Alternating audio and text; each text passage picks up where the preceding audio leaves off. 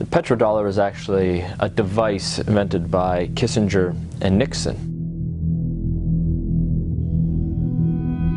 The standard of living of all Americans can be traced back to here, the vast oil-rich deserts of Saudi Arabia. In the early 70s, after the Arab crisis happened with the oil embargoes, OPEC basically tripled the price of oil to the Western world. And at that time, America realized that they were vulnerable because they were importing about 70% of all the oil they consumed.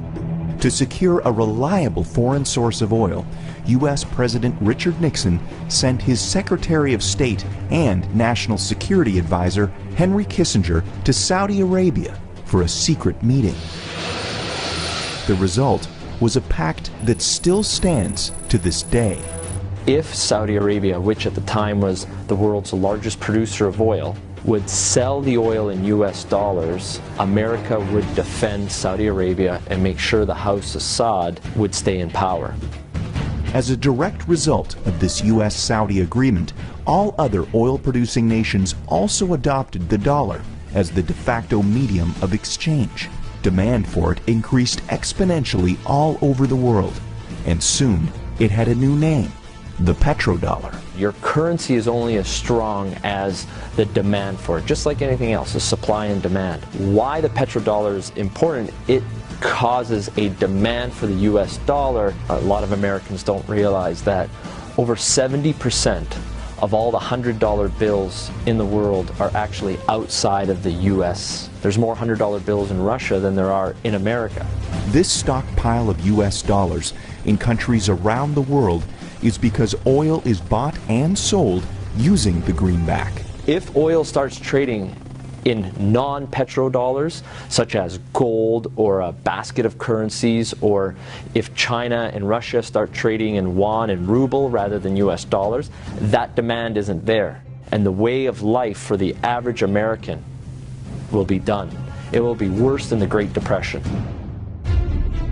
To date, anyone who's potentially threatened the status of the petrodollar hasn't fared well. Libyan strongman Muammar Gaddafi publicly pushed for a Pan-African gold-backed currency that he would trade for Libya's oil. He was killed during a US-backed revolution in 2011.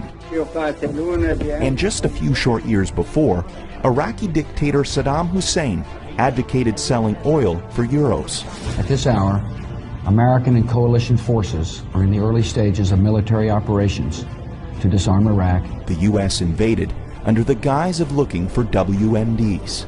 Iraq did not have any weapons of mass destruction, and interestingly enough, after the Americans invaded, took over, put in their own government, the whole concept of selling oil in euros never surfaced again.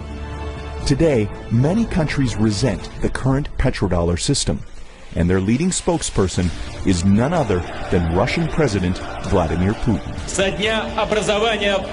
Americans should be very worried about what Putin can do. There is a new Cold War going on. It is the Colder War. That is exactly what's going on. And who's in the center of this push? Vladimir Putin.